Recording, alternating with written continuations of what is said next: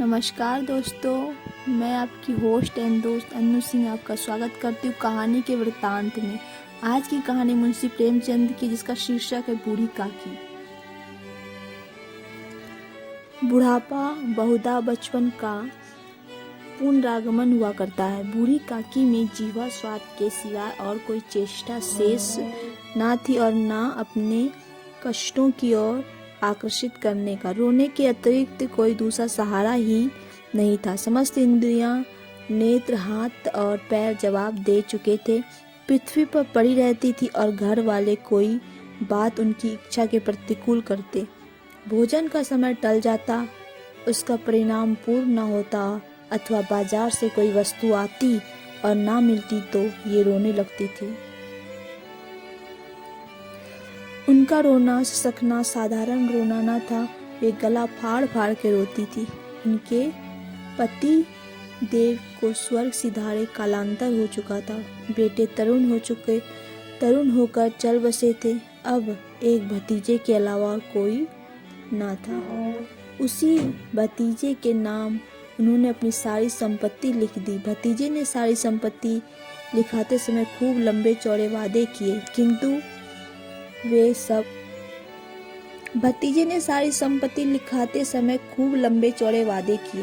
किंतु वे सब वादे केवल खाली डब्बों की तरह दिखाई दिए थे।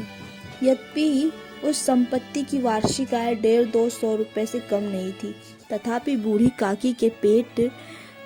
काकी को पेट भर भोजन भी कठिनाई से मिलता था। उसमें उनके भतीजे पंडित बुद्धिराम का अपराध था अथवा उनकी अर्धांगिनी श्रीमती रूपा का, इसका निर्णय करना सहज नहीं।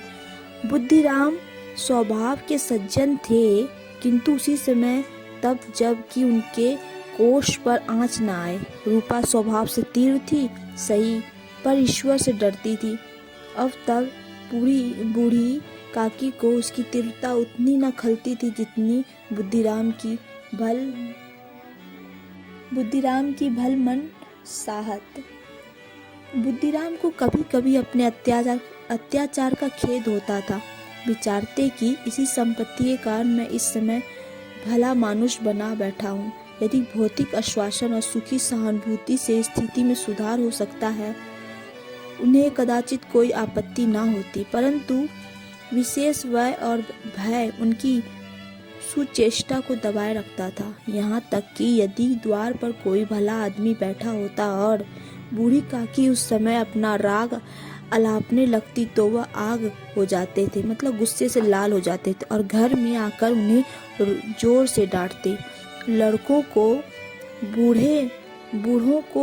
बूढ़ों से स्वाभाविक विद्वेष होता है और फिर जब माता पिता यह रंग देखते तो बूढ़ी काकी को और सताया करते। कोई चुटकी काटकर भगाता, कोई इन पर पानी की कुल्ली कर देता। काकी चीख मारकर रोती, परंतु यह बात प्रसिद्ध थी कि वह केवल खाने के लिए रोती है।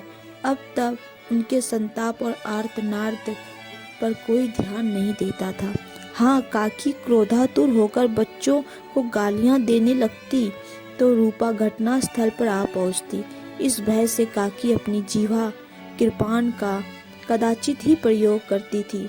यद्यपि उपद्रव शांति का यह उपाय रोने से कहीं अधिक उपयुक्त था। संपूर्ण परिवार में यदि काकी से किसी का अनुराग था तो वह बुद्धिराम की छोटी लड़की लाडली थी। लाडली अपने दोनों भाइयों के भय से अपने हिस्से की मिठाई चबाने बूढ़ी काकी के पास बैठकर खाया करती थी। यदि उसका रक्षागार था और यद्यपि काकी की शरण उनकी लोलुपता के कारण बहुत महंगी पड़ती थी, तथापि भाइयों के अन्याय से सुरक्षा कहीं सुलभ थी तो वह यही। इसी स्वार्थानुकूलता से ने उन दोनों में सहानुभूति का आरोपण कर दिया था। रात का समय था। बुद्धिराम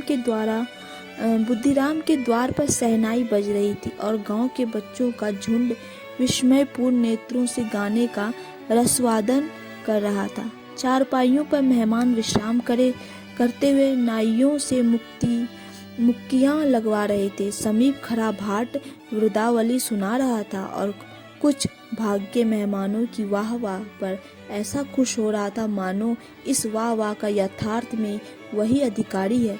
दो एक अंग्रेजी पढ़े हुए नवयुवक इन व्यवहारों से उदासीन थे। वे इस गवार मंडली में बोलना अथवा सम्मिलित होना अपनी प्रतिष्ठा के प्रतिकूल समझते थे। आज बुद्धिराम के बड़े लड़के मुखराम का तिलक आया है, यह उसी का उत्सव है। घर के भीतर स्त्रियां गा रही थी और रूपा मेहमानों के लिए भोजन में व्यस्त थी। भट्टियां पर कहार चढ़े रहते थे। एक में पूरियां कचौड़ियां निकल रही थी, दूसरे में अन्य पकवान बनते थे। एक बड़े हंडे में मसालेदार तरकारी पक रही थी। घी और मसाले की शुभादुक सुगंधित चारों ओर फैली हुई थी। बूढ़ी काकी अपनी कोठरी में शोकमय विचार की भांति बैठी हुई थी। यह स्वाद मिश्रित सुगंधित उन्हें बेचैन कर रही थी। वे मन ही मन विचार कर रही थी, संभवतः मुझे पूरियां न मिलेगी। इतनी देर हो गई, भले कोई भोजन लेकर नहीं आया। मालूम होता है सब लोग भोजन कर चुके हैं, मेरे लिए कुछ न बचा। यह सोचकर उन्हें रोना आया, परंतु अब शगुन के भय से वह रो न सकी। आह, कैसी सुगंधित है। अब मुझे कौन पूछता है, जब रोटी के ही लाले पड़े हैं तब ऐसे भाग्य कहाँ की भरपेट पूरियां मिले। यह विचार कर उन्हें रोना आया। कलेजे में हुक सी उठने लगी, परंतु रूपा के भय से उन्होंने फिर मौन धारण कर लिया। बूढ़ी काकी देर तक इन्हीं दुखदायक विचारों में डूबी रही। घी और मसालों की सुगंधी रह रहकर मन को आपे से बाहर किए देती थी। मुंह में पानी भर आता था। पूरियों का स्वाद स्मरण करके हृदय में गुदगुदी होने लगती थी।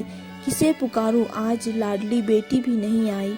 दोनों छोकरे सदा दिख जाते थे, आज वो भी नहीं दिखे। आज उनका भी कहीं पता नहीं। कुछ मालूम तो होता कि क्या बन रहा है।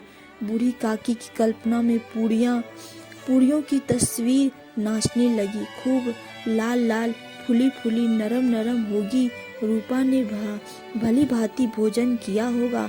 कचौड़ियों में अजवाइन और इलायची की महक आ रही होगी।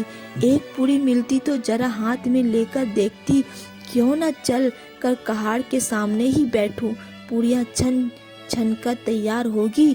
कहाड़ से गरम गरम निकाल कर थाल में रखी जाती होगी। फूल हम घर में भी सूंघ सकते हैं, परंतु वाटिका में कुछ और बात होती है। इस प्रकार निर्णय कर बूढ़ी काकी अकड़ू बैठकर हाथों में बल सरकती हुई बड़ी कठिनाई से चौखट से उतरी और धीरे धीरे रेंगती हुई कहाड़ के पास जा बैठी। यहाँ आने पर उन्हें उतना ही धैर्य हुआ जितना भूखे कुत्ते को खाने वाले के सम्मुख बैठने में होता है। रूपा उस समय कार्यभार से उद्विग्न हो रही थी। कभी इस कोठे में जाती, कभी उस कोठे में, कभी कहाड़ के पास जाती, कभी भंडार में जाती। किसी ने बाहर से आकर कहा, महाराज ठंडई मांग रहे हैं। ठंडई देने लगी। इतने में फिर किसी ने आकर कहा, भांड आया है, उसे कुछ दे दो। भांड के लिए सीधा निकाल रही थी कि एक तीसरे आदमी ने आकर पूछा, अभी भोजन तैयार होने में कितना विलंब है, जरा ढोल मजीरा उतार दो। बेचारी अकेली स्त्री दौड़ते दौड़ते व्याकुल हो रही थी।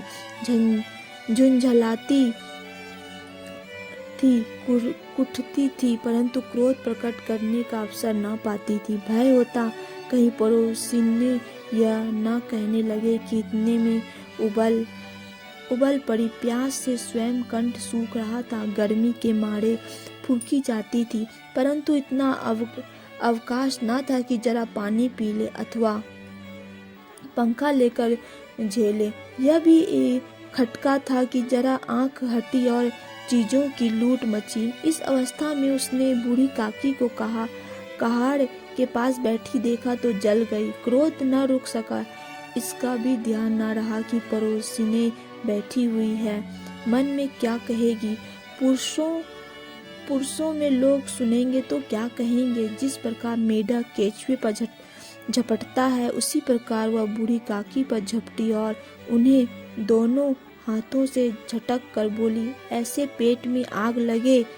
पेट है या भाड़, कोठरी में बैठते हुए क्या दम घुटता था। अभी मेहमानों ने नहीं खाया, भगवान को भोग नहीं लगा, तब तक धैर्य न हो सका। आकर छाती पर सवार हो गई। जल जाए ऐसी जीव, दिन भर खाती ना होती तो जाने किसकी हांडी में मुंह डालती। गांव देखेगा तो कहेगा कि बुढ़िया भरपेट खाने को नहीं पाती, तभी तो इस तरह मुंह बाएं फिरती है। डायन ना मरे ना माचा छोड़े, नाम बेचने पर लगी है, नाक कटवा कर दम लेगी। इतनी ठूसती है, ना जाने कहाँ भस्म हो जाता है। भला चाहती हो तो जाकर कोठरी में बैठो, जब घर के लोग खाने लगेंगे तब तुम्हें भी मिलेगा। तुम कोई देवी नहीं।